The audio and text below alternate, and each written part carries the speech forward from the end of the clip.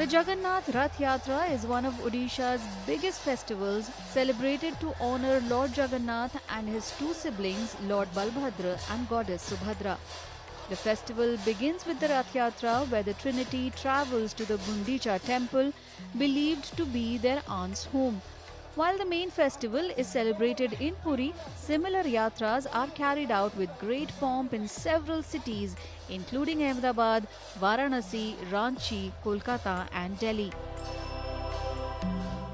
हर साल जगन्नाथ धाम पुरी में ये रथ यात्रा अनुष्ठित होता है, स्नान यात्रा अनुष्ठित होता है परंपरा के अनुसार।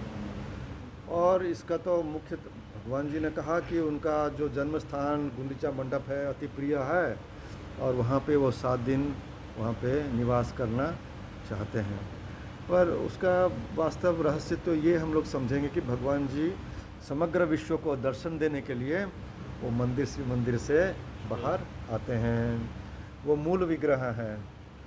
सनातन वैदिक धर्म परंपरा के अनुसार मूल विग्रह अपने गर्भगृह कभी त्याग नहीं करते हैं, पर यहाँ पे जगन्नाथ, बलभद्र, सुभद्रा और सुदर्शन जी मूल विग्रह होते हुए भी वो इसलिए बाहर आते हैं क्योंकि वो जगत के नाथ हैं। The festival is believed to date back to the 12th century, when the Jagannath temple was built by King Anantavarman of the Eastern Ganga dynasty. The Rath Yatra takes place every year on the second day of the Shukla Paksh in the Ashar month of the Hindu calendar. The Shukla Paksh is the waxing phase of the moon, and Ashar roughly corresponds to June-July in the Gregorian calendar.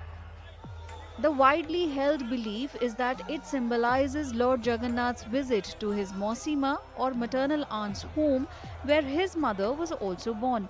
Lord Jagannath is considered to be a form of Krishna.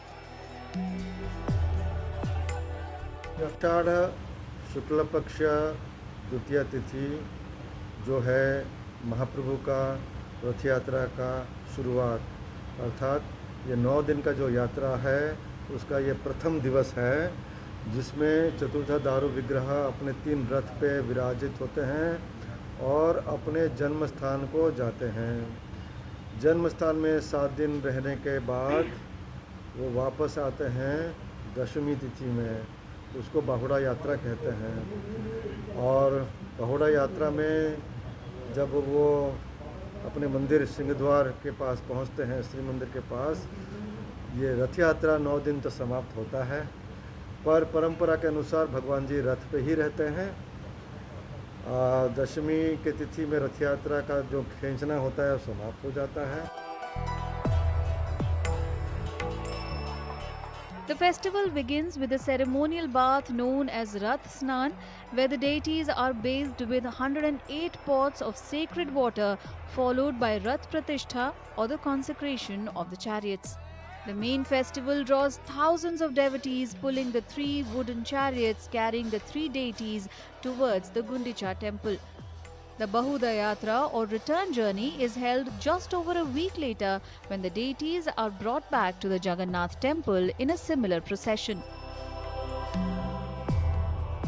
The festival concludes with Niladri Vijaya, the final ritual which marks the ceremonial re-entry of Lord Jagannath, Balbhadra and Subhadra into the sanctum sanctorum of the main Jagannath temple.